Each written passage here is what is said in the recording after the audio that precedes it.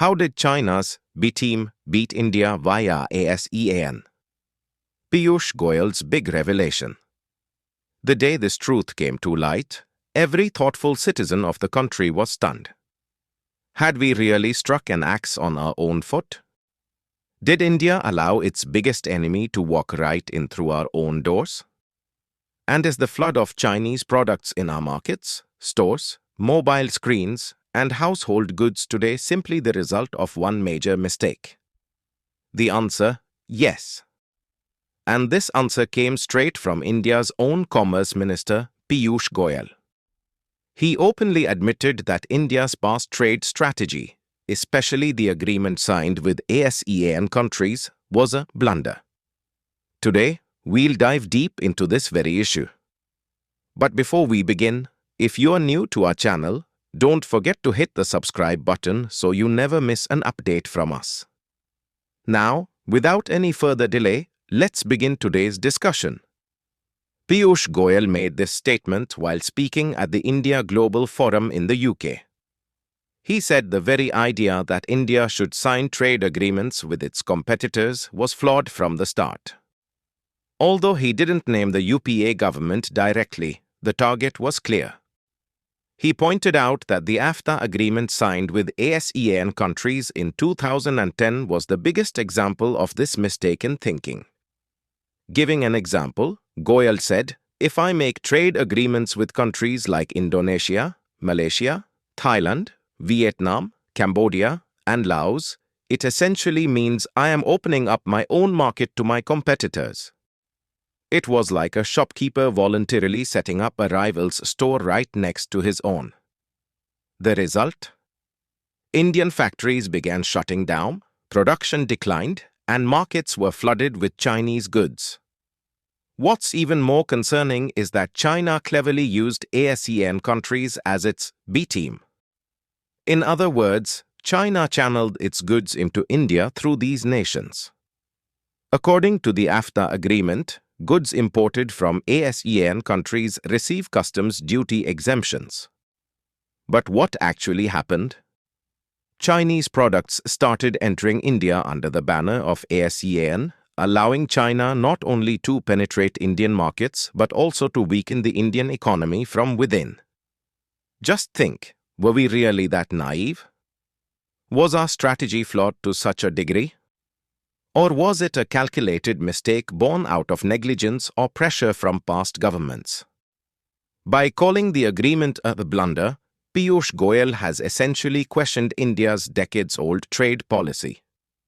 His statement was more strategic than political, because now, the central government believes India should only trade with countries that bring benefit, not harm. With this shift in thinking, India has changed its focus. The government is now entering into trade agreements with developed nations like Australia, New Zealand, the United States, the European Union, the UAE, and the UK. Some of these agreements have already been signed, while negotiations are ongoing for others. The objective is clear, not just trade, but strategic partnership. The biggest reason behind this shift is that India no longer wants to remain just a market. It aims to become a global player. And for that, it is essential to open trade doors only to those who empower the nation, not weaken it. The 2010 AFTA agreement with ASEAN now stands as a warning sign. It shows that if you sign trade deals without a clear strategy and without a focus on self-reliance, you will have to pay the price, and India did. Domestic producers suffered. Chinese products captured the market. From textiles to toys, from furniture to electronics, every sector witnessed China's infiltration into India through ASEAN countries. This infiltration wasn't just commercial, it was strategic. Because when one country becomes another's dependency, the next step is to apply political pressure. And that's exactly what China is doing. Today, India, championing the mantra of self-reliance, is having to fight the consequences of its own past trade decisions. India's shift in trade policy isn't just a story of numbers, it's a story of self-reflection. Piyush Goyal's statement isn't a political attack. It's a call to re-evaluate policy. He made it clear that trade agreements from now on won't be made just for the sake of balance, but for strengthening India. He also added that China is using ASEAN countries as a strategic tool. In other words, China doesn't appear directly, but its goods enter India via ASEAN nations. This is considered a violation of the rules of origin, meaning products actually made in China are being shipped to India under the label of Malaysia or Vietnam. All of this was done so subtly that for years, no one suspected a thing. But when India's trade deficit began to rise, when small businesses started shutting down, when jobs began to vanish, that's when the government realized where the mistake had happened.